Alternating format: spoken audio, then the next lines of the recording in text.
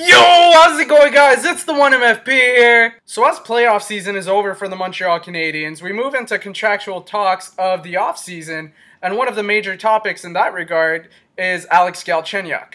Alex Galchenyuk, the silver lining of our horrendous 2012 season. The Habs finished last in the East that season, got the number 3 pick overall, picked Alex Galchenyuk with that pick. Projected to be our future number 1 center, came into camp, impressed right off the bat, made the final roster right away. Here we are, 3 years later. That could only mean one thing. His entry-level contract is expired, and he is up for renewal. He is a restricted free agent. Now, as far as contracts go, Marc Bergevin has 2 choices. He could either go long-term or short-term. Signing Galchenyuk to a short-term transitional contract would save money in the short term. It would give Marc Bergevin some more cap space to work with for the next 2 years at least. But despite that, I believe it makes sense to sign Galchenyuk to a long-term contract right away. Let's face it, contract numbers are heavily based on timing. You look at Max Pacioretty, he signed 6 years at $4.5 million.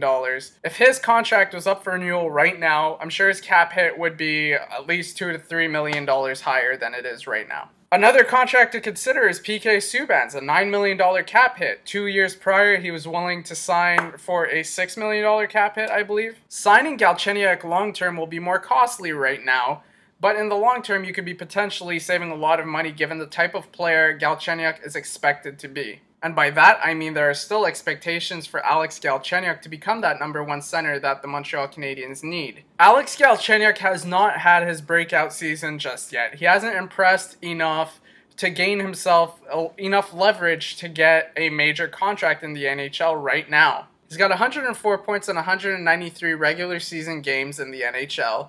He's coming off a rather lower than expected performance in the 2015 Stanley Cup playoffs. So signing Alex Galchenyuk long-term right now could be potentially saving the Montreal Canadiens a lot of money in the long term. On the flip side, there are a few obstacles in Marc Bergevin's way in terms of getting that contract. Number 1 is cap space. With the projected salary cap increase, the Montreal Canadiens have about $15 million to work with. $15 million seems like a lot of cap space, but you don't know what Marc Bergevin has planned in terms of trades. You've got some key signatures to make, such as Jeff Petrie and Nathan Beaulieu. So cost efficiency might be the more viable option as far as cap hit goes. You may need to sign Galchenyuk to a transitional contract just to have him sign at a lower cap hit for the next couple of seasons. Number 2 is risk. Will Alex Galchenyuk ever live up to his potential?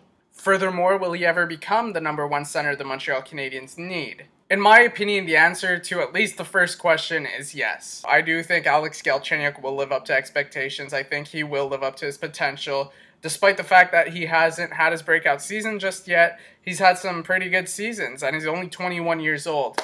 Last season, 80 games played, 46 points. While those aren't necessarily elite numbers, those are very good numbers for a player his age, and I do believe he will develop into a great player. Now, as far as whether or not he will become the Montreal Canadiens' number 1 center, I have to address this. Marc Bergevin, he said something in his press conference about Alex Galchenyuk. He doesn't know whether or not he will ever become the number 1 center.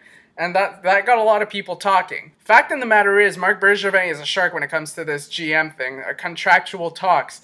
He will downplay the importance of his player just so he could get an advantage in terms of contract talks. It's a pretty simple tactic. You downplay the importance of your player, the more likely your player will sign for a lower amount of money. So with that said, I don't think Marc Bergevin is anywhere near giving up on Alex Galchenyuk as the Montreal Canadiens' number 1 center. I do think he fully expects Galchenyuk to play that role in the future. How near or far he expects that future to be, I don't know.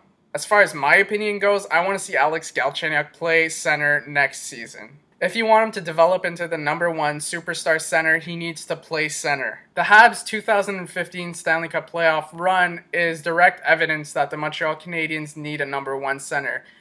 We had Thomas Plekanec playing that role, the number 1 center role, and it didn't work out so well. A lot of people blame Thomas Plekanec for his performance in this past year's playoffs, and previous years as well. I'm not one of them, and I'll tell you why. Thomas Plekanec is our second-line center. We've always expected him to play a defensive role. You can't just expect to put him on the first line and put him in an offensive role and expect him to just adapt so quickly and be comfortable in that situation. This is the problem with having David Desharnais on the first line throughout the season. Yes, it will get you points. Yes, he has great chemistry at Max Pacioretty, so it works out. But come playoff time, you come to realize that David Desharnais cannot hang with the number one centers for 4 to 7 games straight. And that's where the major problem is. You have David Desharnais losing his battles. You all of a sudden, Max Pacioretty's neutralized because the puck is going the other way half the time, or more than half of the time. So you need a number one center who could be relied upon in the season and in the playoffs. I can't stress the importance of that enough, because if the center isn't doing his job, then, well, you have your number one scorer in Max Pacioretty being neutralized because he isn't getting the puck. So that's why, in my opinion, it is important to give Alex Galchenyuk some number one center minutes in this upcoming season.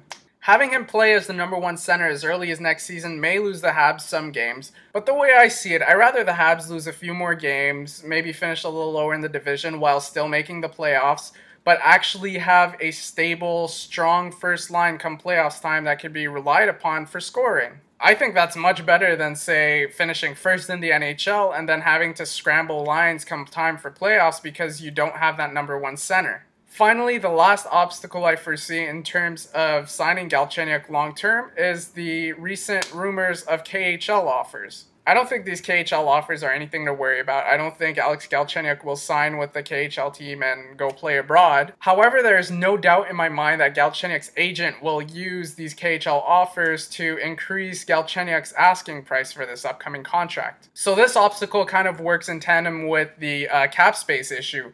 If you want to sign Alex Galchenyuk long term, you're going to have to spend some money. And well, if you want to spend some money, you have to have the cap space to do it. Another thing to note is whether you sign Galchenyuk long-term or short-term, this obstacle will be present. The KHL offers will likely increase his asking price either way. And I just realized there's another obstacle. Sorry. I lied.